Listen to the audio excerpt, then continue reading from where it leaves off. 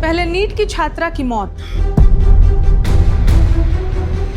उनको इलाज के लिए हॉस्पिटल ले जाया गया, जहां दुर्भाग्यवश इलाज के दौरान बच्ची का मृत्यु हो गया। जो डॉक्टर का रिपोर्ट है, जो डॉक्टर के द्वारा स्टेटमेंट दिया गया है, इसमें किसी भी तरह का सेक्सुअल एब्यूज की बात नहीं आई। फिर मृत छात्रा के नाम पर आरोपों की बौछार, फिर सड़कों पर हंगामा और अब 150 से ज्यादा लोगों पर केस।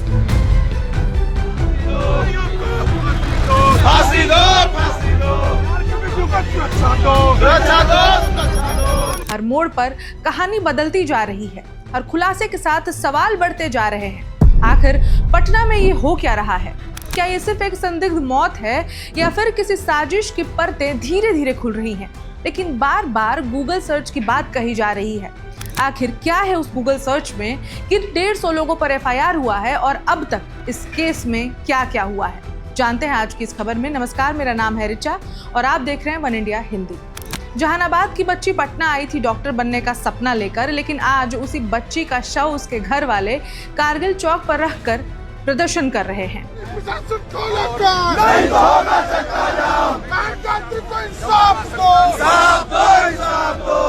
सामूहिक दुष्कर्म की जांच की मांग कर रहे हैं।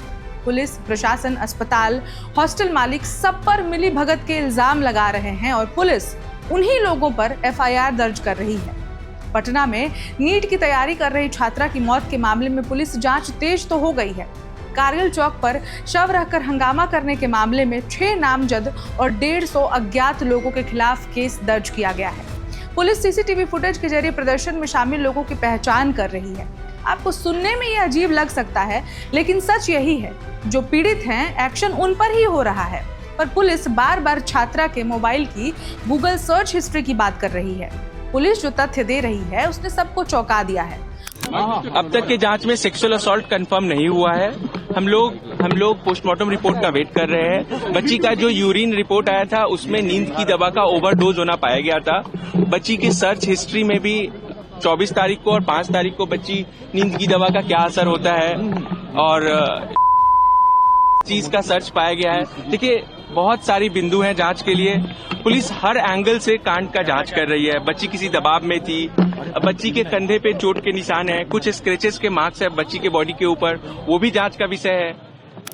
इसमें जो अभी तक का हम लोग को आया है, जो डॉक्टर का रिपोर्ट है, जो डॉक्टर के द्वारा स्टेटमेंट दिया गया है, इसमें किसी भी तरह का सेक्सुअल एब्यूज की बात नहीं आई अभी तक।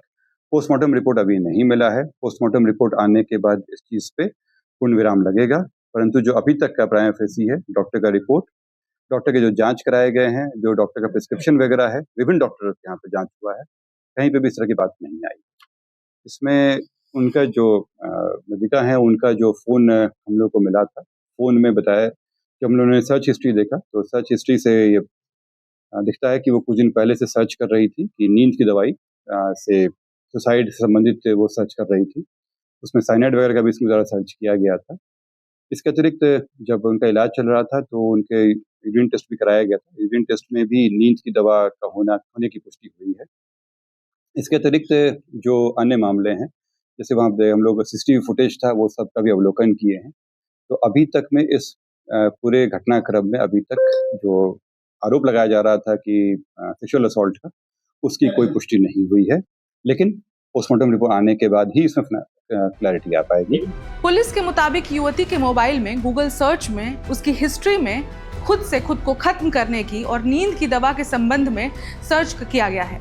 इधर 150 लोगों पर एफआईआर के बाद पुलिस सीसीटीवी फुटेज के जरिए अन्य की पहचान करने में जुटी हुई है। पुलिस की माने तो इसमें कई ऐसे लोग हैं जो सैदपुर और बीएन कॉलेज के हॉस्टल में रहते हैं। पुलिस का कहना है कि प्रारंभिक जांच में यौन उत्पीड़न की पुष्टि ही नहीं हुई है। हालांकि पुलिस को पोस्टमार्टम रिपोर्ट का इंतजार है। वहीं परिजनों ने बच्ची के साथ गलत होने की आशंका जताई थी। सोमवार को छात्रा के शव का पीएमसीएच में मेडिकल बोर्ड द्वारा वीडियोग्राफी करके पोस्टमार्टम कराया गया।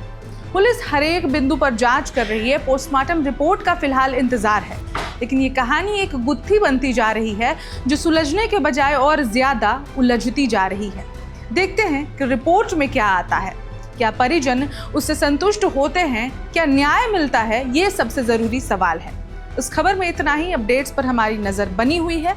अपडेट्स के लिए देखते रहें one India Hindi. Subscribe to One India and never miss an update. Download the One India app now.